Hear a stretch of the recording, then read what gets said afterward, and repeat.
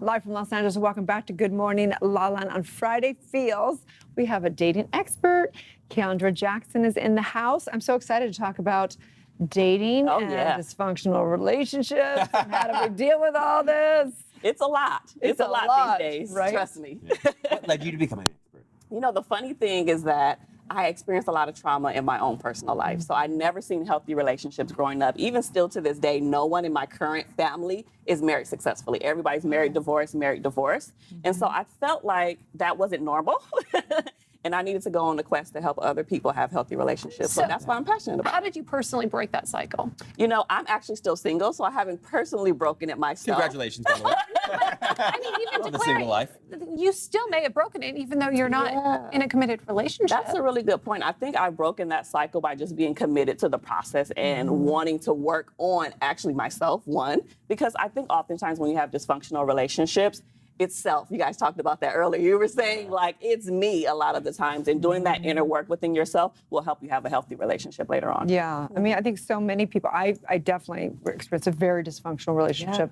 And I would consider, like Jess says, that even though I am single, I consider I've broken it because I've total peace within myself. Totally. And I think that has to be number one, right? Yeah, and also too, not compromising, right? Being single in this world where everybody is constantly dating, and we're over in LA, and it's a little tricky to date in LA, but knowing that you're not willing to compromise on your core values is so crucial. This is no joke. I do tell my girlfriends, it's a different culture in LA versus, I mean, a big difference in the dating culture. But the funny thing is when I go to other places, a lot of guys talk to me. So when I'm at the airport going to Atlanta and all of these different places, you know, I get all the cat calls, woo, woo, and I'm like, okay, I'm good here, you know? Maybe it's LA that has a problem, not me, exactly, right? yes, for sure.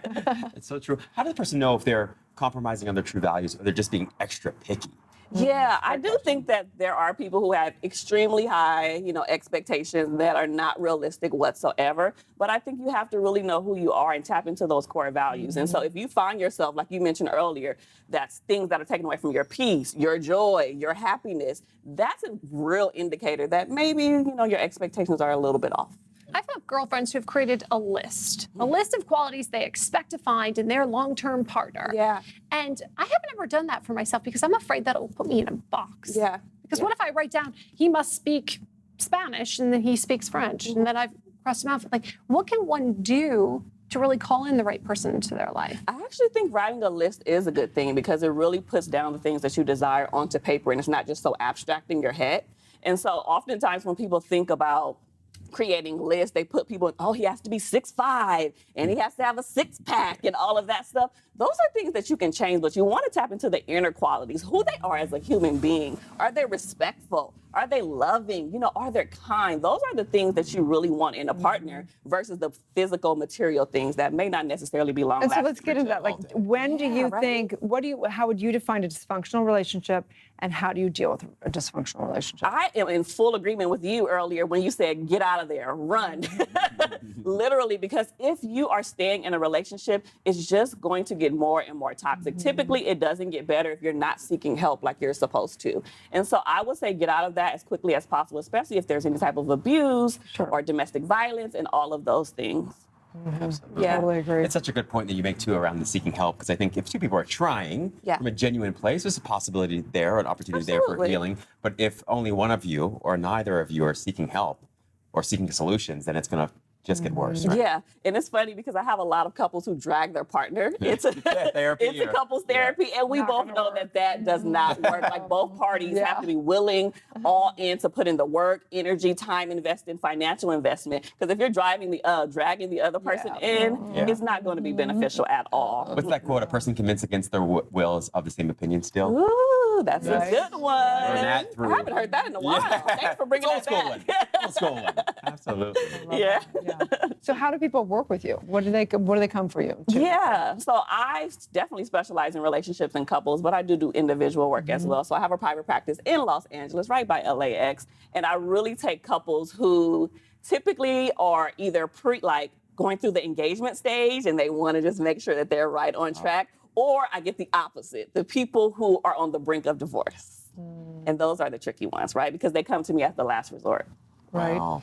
It's a real, probably a small percentage that make through the dysfunction, the trauma, all that stuff.